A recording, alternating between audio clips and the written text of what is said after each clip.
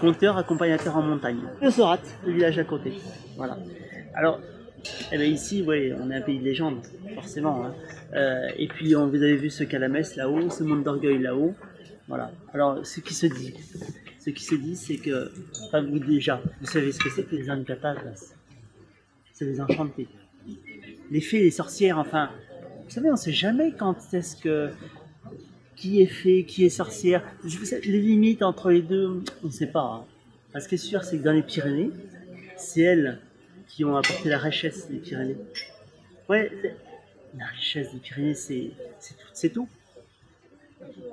Alors là, Sorat, vous connaissez, vous êtes allé dans Sorat, hein.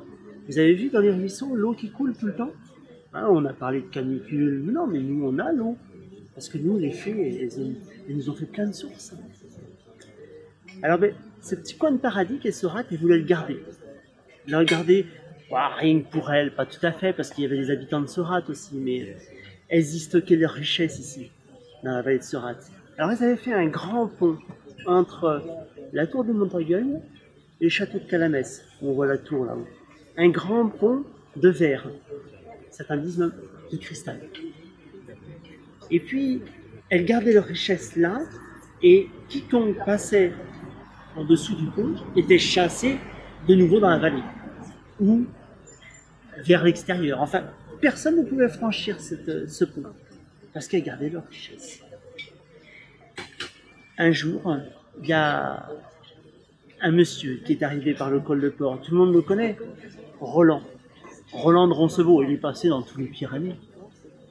Alors il a pris, juste un peu plus haut du col de Port, il y a un petit lieu-dit qui s'appelle Urs, la roque d'Urs.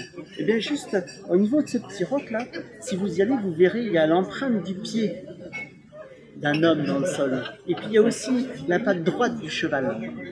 Parce que Roland, il a posé son pied, il a appuyé sur le bassin du cheval pour prendre appui et prendre son élan pour lancer son épée, Durandal. Il l'a lancé très très fort, vous avez vu, c'est loin, hein, col de Port. Il l'a lancé très très très fort, elle a tournoyé comme ça dans le ciel, jusqu'au pont de verre ou de cristal. Et puis le pont a explosé. Et c'est depuis ce moment-là que les habitants de Sorat sont libres de descendre dans la vallée. On dit aussi que c'est depuis ce moment-là que les habitants de Sorat ne restent plus à Sorat, parce que pour trouver la richesse, ils vont la trouver ailleurs. Et ça, c'est une autre histoire.